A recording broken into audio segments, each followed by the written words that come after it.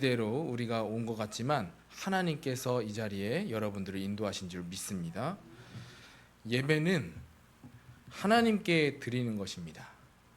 다 이 내용은 전부 다 잘 알고 있지만 마음은 그렇지 않을 때가 굉장히 많습니다. 어떤 경우에는 앞에 선 설교자를 위해서 자리 채우기 위해서 내가 가야 되겠다 이런 마음으로 오실 수도 있고, 어떤 분들은 다른 분들에게 나에게 보여지는 위치가 이미지가 있기 때문에 그것을 지키기 위해서 자리에 올 수도 있습니다. 물론 그렇게 해도 인도받으면 좋겠지만 우리가 더더욱 본질 안으로 들어가기 위해서는 하나님 앞에 드리는 예배가 되어야 될 줄 믿습니다. 예배는 누구를 위해서 드려주는 것이 아닙니다. 하나님께 드려지는 것이 아니거든요. 예배는 하나님과 함께하는 시간입니다. 예배는 영적인 힘을 얻는 시간입니다. 그리고 예배는 우리가 예배 드릴 때에 이 자리에 하나님의 나라가 임하는 시간인 줄 믿습니다. 이게 예배 드릴 때 예배 드리는 마음이 이렇게 돼야 될 줄 믿습니다. 오늘 말씀 제목은 고난당하는 전도 제자의 현주소입니다. 고난당하는 전도 제자의 현주소. 우리가 전도 제자의 현주소를 알아보기 전에 우리가 불신자들은 어떠한 현주소에 살아가고 있는지 먼저 보는 것이 더 좋을 것 같습니다. 그래서 불신자의 현주소는 항상 지옥 배경 가운데 살아가고 있습니다. 그러나 복음을 모르기 때문에 아무것도 모르기, 영적인 세계관을 전혀 모르고 있기 때문에 이 사실조차도 자기의 배경인 줄도 모르고 살아가고 있는 사람들이 대부분입니다. 그렇다고 해갖고 교회에 나오는 자들은 뭐 나의 배경이 어딘지 아니까 그러면 지옥 배경에서 벗어난 것이냐? 우리가 거기에 또 아니하면 또 안 된다고 저는 생각을 합니다. 그래서 교회에 다녀도 지옥 배경에 있을 가능성도 있다는 이야기를 드리고 싶습니다. 그래서 제가 다시 말씀드리고 싶은 것은 지금 내 현실에 안위하지 말고 내가 날마다 기도로 깨어 있어야 된다는 이야기입니다. 항상 기도하고 깨어 있으라고 예수님께서도 말씀하시고 성경 속에 많이 기록되어 있습니다. 우리가 이 사실을 알고 우리가 지금 현실에 내가 지금 나 오늘은 예배 성공했다 이렇게 안위하시는 것보다 내가 그 말씀 속에서 하나님께서 나에게 무엇을 전달하시는지 듣는, 하나님의 음성으로 듣는 예배 시간이 되어야 될 줄 믿습니다. 또 불신자들의 현주소, 불신자들도 문제 많이 갖죠. 또 우리 성도들도 문제 가운데 있지만 성도와 불신자의 차이는 문제가 왔을 때 어떻게 대처하는가입니다. 불신자들은 문제가 오면은 당연히 기댈 곳이 없기 때문에 뭐 그렇다고 해갖고 복음이 뭐 우리가 기댈 곳이다 뭐 이렇게만 보면 안 되겠죠. 그러나 불신자들은 더더욱 아무것도 의지할 수 있는 곳이 없기 때문에 불안 가운데 살아가게 되어 있습니다. 문제가 없어도 항상 불안 가운데 살 수밖에 없는 거예요. 언제 일 터질지 모르니까요. 아무것도 모르니까요. 자기의 뭐 배경도 모르는데 뭐 자기 앞으로의 미래를 뭐 어떻게 알겠어요? 전혀 모르죠. 그러다 보니까 많은 것에 의지를 하게 됩니다. 우리가 쉽게 보면은 많은 매개체들을 보면서 거기에 의지하다 보니까요. 거기에 속는 사람들도 쉽게 볼 수가 있습니다. 예를 들어서 지금 뭐 정부에서는 뭐 저염식 식단을 여러분들 갖춰라 이렇게 이야기를 하지만 뭐 정보가 막 난무하는 시대에 유튜브만 보면 어떤 분들은 사람의 몸에 뭐 80%가 소금이니까 소금을 많이 마셔라. 그 영상들만 딱 보고선 진짜 그것이 맞는지 그런 가운데 살아가고 있잖아요. 또 물을 많이 마셔라. 물 많이 마시면 더더욱 안 좋대요. 뭐 이런 이야기도 듣는데 어떤 게 진리인지 전혀 모르고 그냥 정보가 막 함부로 난무하는 시대입니다. 이런 가운데 우리가 살고 있는데 불신자들은 어떻겠어요? 불안한 삶 가운데 이러한 것들을 보면서 믿고 맞춰 나가는 거예요. 결국엔 가다가 보면은 그러다 정신 차리게 되면 어떤 게 맞는지 전혀 모르고 있으니까 집중을 할 수가 없는 거예요. 뭐 어디에 딱 한 곳에 딱 정착해서 집중하면서 내가 그거에 맞춰서 방향을 나가야 되는데 그러지 못하는 상황입니다. 정보가 난무하는 시대이기 때문에 어떤 것이 진리인지 전혀 몰라요. 그런 가운데 많은 사람들이 뭐 어떻게 살아가고 있냐? 분열 가운데 살아가고 있다고 볼 수가 있습니다. 그러면 분열 가운데 살고 있으니까요. 그 가운데 이제는 나는 이게 틀리든 맞든 내가 한번 도박을 한번 해보겠다. 나는 이 방향대로 가겠다. 근데 그게 틀렸으면 어떻게 할 거예요? 근데 옆에서 틀렸다고 이야기를 해도 내가 맞다고 판단하고 거기 한 곳에 틀린 것에 집착하면서 살아가는 것을 볼 수가 있습니다. 또 이것뿐만이 아니죠. 이제 뭐 다른 것에 이제 의지를 하다 보니까 그것이 중독이 될 가능성도 굉장히 높습니다. 이게 불신자의 현 주소입니다. 우리는 이런 가운데 하나님 말씀이 진리임을 우리가 깨닫고 그 하나님 말씀에 집중하며 다른 것에 집착하지 않고 하나님 말씀에만 오직 집중하는 우리 성도님들이 되셨으면 좋겠습니다. 근데 이게 신앙생활 가운데서도 분열과 집착과 중독은 있습니다. 존재합니다. 집회를 가보면 자리에 집착하시는 분들 굉장히 많아요. 뭐 뒤에서 듣든 앞에서 듣든, 물론 앞에서 들으면 그만큼 앞에만 볼 수 있기 때문에 집중은 잘 될 수도 있습니다. 그러나 거기에만 하나님이 계신 건 아니잖아요. 근데 간혹 가다가 보면은 그 자리 놓치고 그 자리 때문에 서로 분쟁하고 싸우고 오히려 같은 이제 은혜 받으러 온 성도들끼리도 이렇게 좀 부딪히는 것을 좀 볼 수가 있었습니다. 그런 모습을 보면서 참 본질을 놓치고 다른 것을 붙잡고 있으니까 속고 있는 거구나. 그런 것들을 좀 봤을 때 좀 안타까운 생각이 많이 듭니다. 또 말씀을 듣는데 하나님 말씀이 틀리게 붙잡는 경우도 굉장히 많아요. 근데 그것이 마치 진리인 것 마냥 다른 사람의 말도 듣지 않고 영적인 지도자의 말도 듣지 않고 그것만 계속 붙잡고 나가시는 분들도 굉장히 많거든요. 이런 것들이 어떻게 보면은 신앙생활 가운데 집착이라고 볼 수가 있는 것입니다. 근데 이것이 오래되면 오래될수록 본질을 놓치고선 계속해서 틀린 길로 가는 것입니다. 오히려 어떻게 보면은 불신자들보다 그렇게 틀린 복음에 집착하는 사람들이 오히려 더 안타까워 보입니다. 그래서 우리가 이러한 가운데 살지 않도록 정말 지극히 선한 것을 분별하는 우리 은혜로운 교회 성도님들이 되셨으면 좋겠습니다. 불신자들의 결과는 어떻게 살아가나요? 결과는 허무합니다. 그리고 공허합니다. 그리고 끝에는 반드시 멸망과 실패뿐이 없습니다. 왜? 복음을 가지지 않았기 때문에. 죽으면 끝이에요. 많은 사람들은 이제 불신자들은 사후 세계를 믿지도 않아요. 그냥 이 생활이 내 나이가 먹고 죽으면 그냥 끝이라고 생각합니다. 정말 소망 없는 삶을 살아가고 있는 모습을 우리가 볼 수가 있습니다. 그러나 우리에게 소망은 하나님 나라가 반드시 있기 때문에 우리가 그 소망을 두고 살아갈 수 있는 것입니다. 이 소망만 붙잡았는데도 불구하고 우리에게 하나님께서 주시는 힘들이 어마어마하잖아요. 이게 불신자들의 현 주소입니다. 그렇다면 전도 제자의 배경은 어떠한 배경일까요? 그것은 바로 하나님 나라의 배경입니다. 마태복음 6장 10절에 보니까요. 거긴 주기도문을 지금 예수님께서 가르쳐주고 계시는데요. 거기에 나온 구절을 보면은 나라가 임하옵시며 뜻이 하늘에서 이루어진 것 같이 땅에서도 이루어지이다. 이게 하나님 나라의 배경을 가진 자들에게 성취될 말씀이라는 것입니다. 하늘에서 이루어진 것 같이 땅에서도 이루어지리라. 우리가 이러한 은혜 가운데 있는 은혜로운 교회 성도님들이 되어줄 줄 믿습니다. 마태복음 10장 7절에도 제자들을 이제 전도 현장으로 파송하시면서 이제 말씀하는 겁니다. 어떤 말씀을 전파하라고 하셨냐면 천국이 이제는 가까웠다. 다시 말해서 하나님 나라가 가까웠다고 이야기를 하고 있습니다.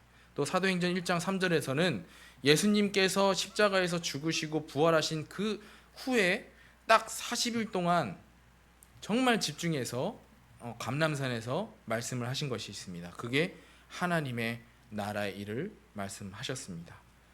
그러니까 이 말은 우리의 배경이 하나님의 나라임을, 그거를 중요하기 때문에 예수님께서 핵심으로 말씀을 계속해서 하신 것입니다. 그래서 우리의 배경이 하늘나라의 배경임을 우리가 놓치지 않고 누려야 될 줄 믿습니다. 그래서 바울은 사도행전 19장 8절에 회당에 들어가 석 달 동안 하나님의 나라에 관하여 강론했다고 되어 있습니다. 그러니까 석 달 동안, 이 어떻게 보면 짧은 시간일 수도 있지만 긴 시간입니다. 그 긴 시간 동안 하나님의 나라의 일만 강론했다는 거예요. 이게 얼마만큼 중요한지를 바울이 깨닫고 그걸 석 달 동안 이야기를 한 것입니다. 예수님께서 3년 동안, 공생의 3년 동안도 계속해서 많은 역사를 이루시고 많은 이제 사역들을 하셨는데, 그게 뭐냐? 하나님의 나라를 보여주신 거예요, 직접. 근데 가까이서 따라다니던 그 12명의 제자들이 그 하나님의 나라를 깨닫지 못하니까 십자가에서 죽으신 다음에 부활하신 그 짧은 시간에 또 얘기를 하시는 거예요. 40일 동안. 그때에 이제는 제자들이 깨닫습니다. 하나님의 나라의 일이 무엇인지.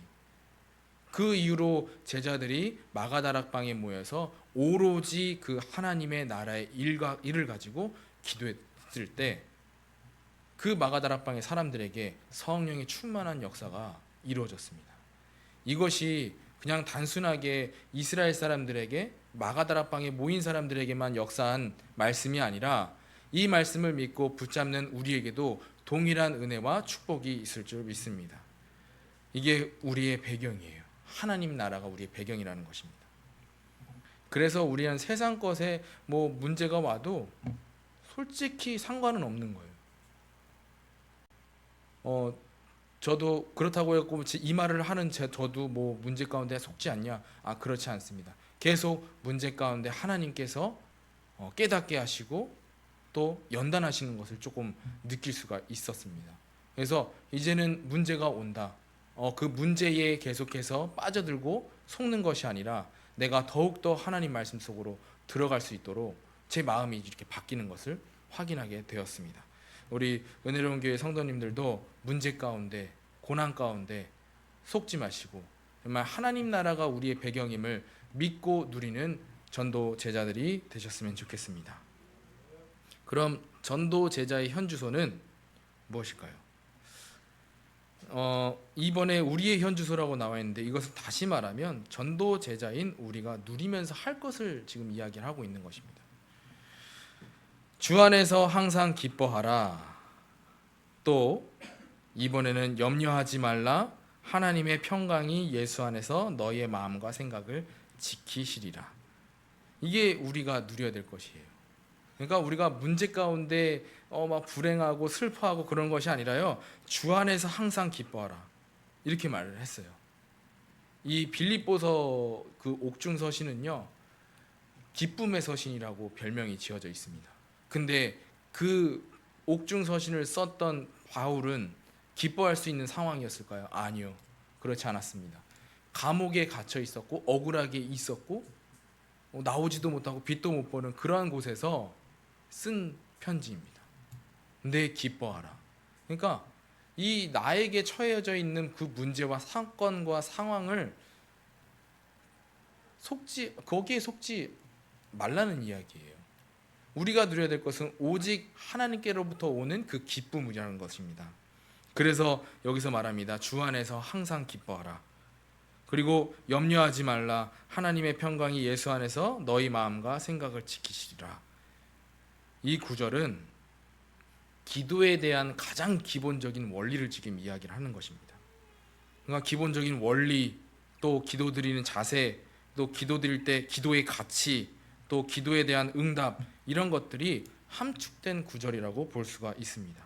그럼 염려하지 말라. 이건 뭘까요? 가장 기도에 필요한 것은 믿음이잖아요.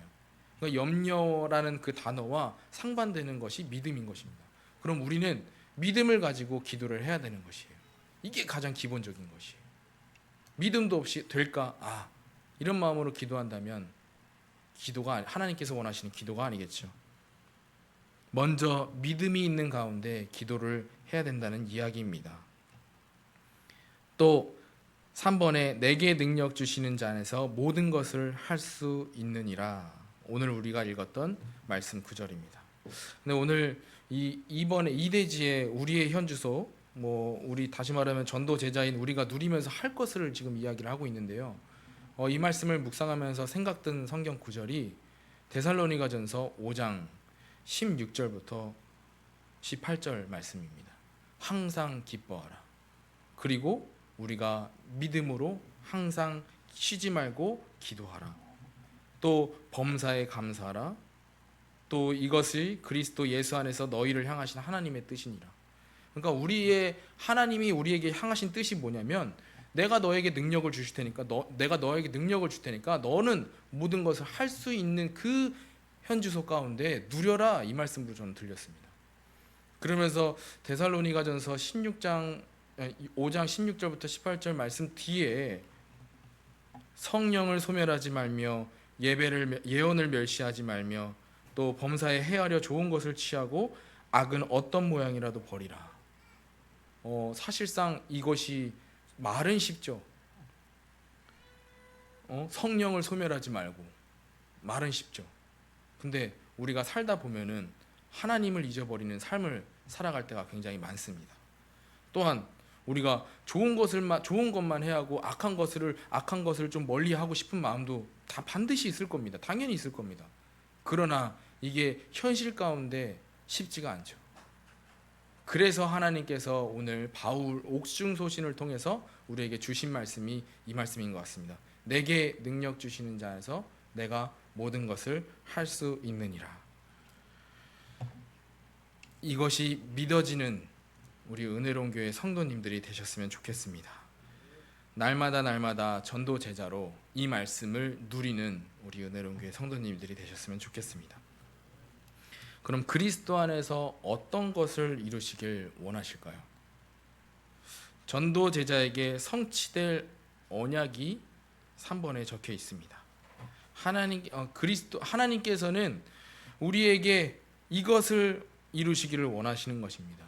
물론 우리가 아니더라도 성취가 되어질 말씀이긴 합니다. 그러나 하나님께서 왜 연약하고 부족하고 나약한 우리들을 부르셔서 왜 이 자리에 있게끔 하실까요? 그것은 하나님께서 우리를 축복의 대열 가운데 계속해서 인도하시는 거라고 저는 생각이 됩니다. 그리고 믿어집니다. 그러면 우리가 전도 제자로 살아가야겠죠. 항상 전도를 마음에 품는 그 전도 제자로 하나님께서 이루실 그 언약은 오늘 사도행전 19장 1절부터 21절의 말씀 구절이 써 있는데요. 이 내용은 뭐냐면 바울이 이제는 에베소 지역에 갑니다. 에베소 지역에 가서 많은 사람들에게 이제 복음을 전하고 이제 그 복음을 전하는 가운데 이제는 세례도 주고 많은 사람들이 그 전도 현장 속에서 많이 이제는 하나님께로 돌아오고 또 심지어 마술을 하던 사람들이 이젠 자기네들이 갖고 있는 책을 팔고 그렇게 하나님께 돌아오는 그 언약이 성취되어졌던 것입니다. 근데 이게 지금 단순하게 그 성경 속에 있는 내용이 아니라니까요. 이게 하나님의 말씀이 우리와 전혀 상관이 없으면 그냥 남 얘기처럼 들리면 우리에게도 응답이 없는 거예요. 그러나 이 말씀을 나의 말씀으로 적용하고 내 삶 가운데 적용한다면, 믿음으로 적용하고 기도한다면 하나님께서 이러한 언약들을 반드시 우리를 통해서 성취시키실 줄 믿습니다. 그리고 또 19장에 이제 나온 말씀이요. 이제 말씀이 흥왕하여 세력을 얻었다고 되어 있습니다. 근데 그 안에서 이제 바울이 이제 힘을 얻었겠죠. 하나님께서 성취되어지는 것을 보여줬으니까요. 그러니까 이제는 어떻게 되냐? 이제 로마도 보아야 하리라. 그러한 이제 언약을 새롭게 주신 것입니다. 어떠한 사람에게요? 그리스도 예수 안에 있는 자들에게 주신 줄 믿습니다. 응답에 안위하지 않고 이제는 바울이 더 응답의 그 응답을 바라면서 누렸던 것입니다. 그게 후에도 로마도 보아야 하리라 이 말씀입니다.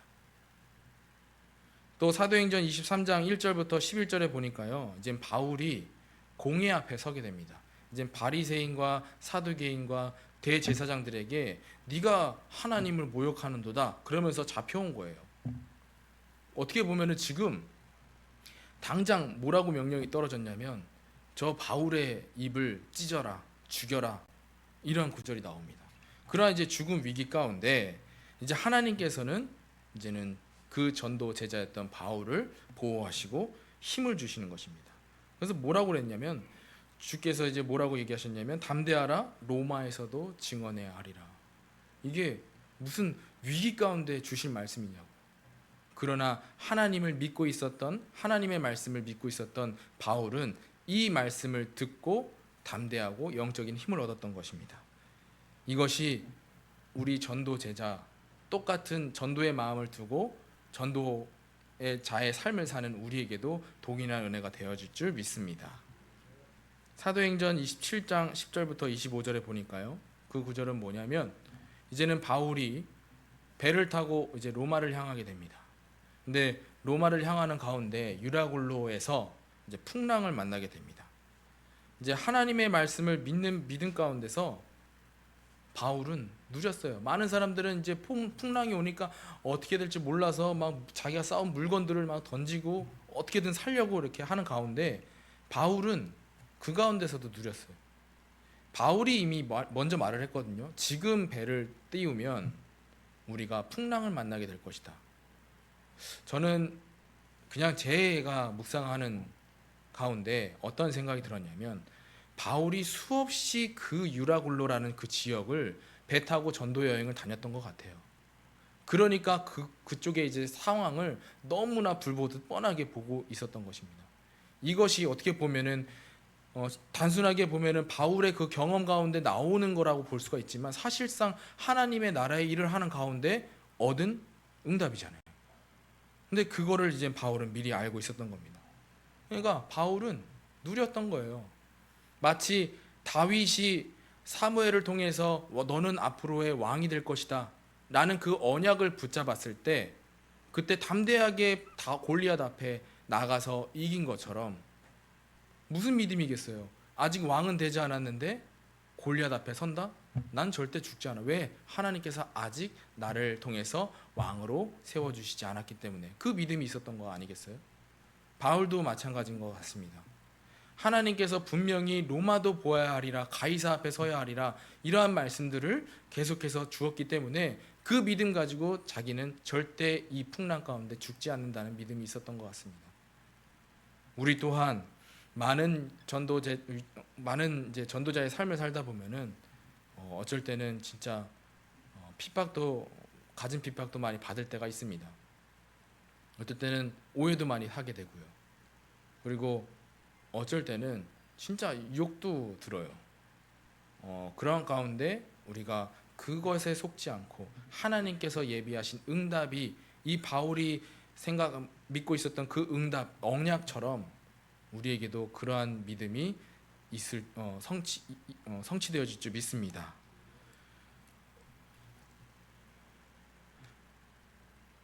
바울이 받은 이 로마도 보아야 하리라 로마 복음화 이 언약처럼 우리를 통해 하나님께서는 반드시 세계 복음화를 성취시키실 줄 믿습니다. 우리가 이 믿음 가운데 절대 포기하지 마시고 남는 자, 순례자, 정복자의 길을 걸어가셨으면 좋겠습니다. 결론입니다. 전도와 선교는 부담 가실 필요가 없는 것 같아요. 왜냐하면 우리가 하는 것이 아니기 때문에. 처음에는 전도가 마치 많은 은혜를 받은 사람을 통해서 되어져야 되는 줄 알았어요. 해야 되는 줄 알았어요. 근데 그게 아니더라고요. 우리가 아무리 노력해도 하나님의 시간표가 닿지 않으면 그 사람에게 복음이 들어가지 않는 것을 경험하게 됩니다. 그러나 또 진짜 복음 전할 일도 생각도 안 했는데 그 사람이 저를 통해서 이제는 교회로 인도받게 되고 또 하나님께 돌아오게 되고 이런 역사들도 또 보는 경우도 있습니다. 그냥 단순하게 도와줬을 뿐인데. 그렇잖아요. 지금 빌립보 그 교회에는 바울이 그냥 빨래하고 있는 여자들한테 가갖고 내가 기도하는 곳이 어딘지 좀 알 수 있을까 이렇게 물어봤는데 거기에서 반응했던 루디아를 통해서 빌립보 지역에 교회가 세워진 겁니다.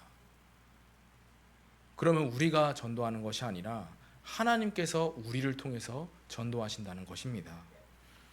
전도와 선교의 열매는 다른 곳에서만 맺어지는 것이 아니라 그러니까 다른 사람을 통해서 이제 생명으로 열매를 맺는 것도 있지만 꼭 그런 것만이 아니라 내 자신에게도 생명이 있는데 또 다른 성령의 열매가 맺어질 수도 있는 것입니다.